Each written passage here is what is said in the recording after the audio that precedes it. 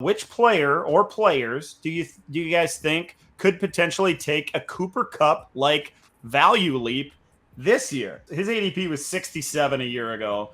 It's 21 right now, but he's not very far away from he was closer to round one just a few weeks ago. To take a leap like that, especially that late in your career, Matt, it's probably not going to happen, but if it does, who's that guy for you? Yeah, I went Courtland Sutton. He's somebody that I don't know if we've forgotten about him so much, but he definitely has kind of come down from what we've thought about him pre-injury. And now we know he has a fantastic new quarterback in town who seems to be, from all of the reports, that, Courtland Sutton is the one that's really meshing with Russell Wilson and not necessarily Jerry Jeudy. Now, again, we just talked about at the beginning that this stuff is all noise. Jeudy could be meshing with him just fine. But Courtland Sutton is the one who's getting the positive buzz right now.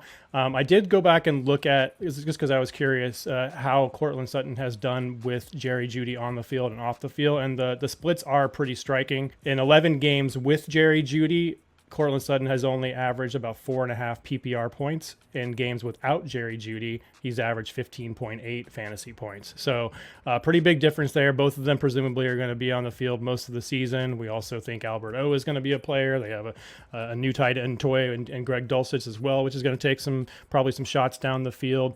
But Courtland Sutton is a player that I've kind of become reacquainted with lately. And someone I think, someone who's going in the mid rounds right now and could certainly take that jump with a brand new quarterback and a brand new offensive situation. Yeah, I like the point that you made there about Sutton having a new quarterback. I think that's kind of a key to looking for this type of player. Of course, Cooper Kupp had a new quarterback last year with Matthew Stafford. We saw a similar value gain as a mid to late career wide receiver with Stephon Diggs. I went with Amari Cooper. He's got a chance again to be the number one for his team. And of course, his value gain obviously depends on the status of his new quarterback. We'll see how that is.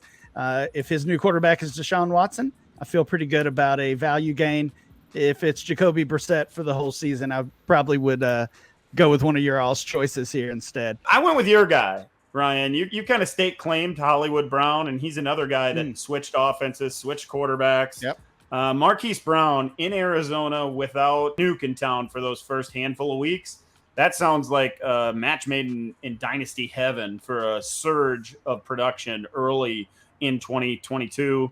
It's going to happen, guys. He just has to be on the field with them. He's going to be that number one target. He's going to be the deep threat, the across the middle threat, and maybe even that bubble screen type player. Who knows?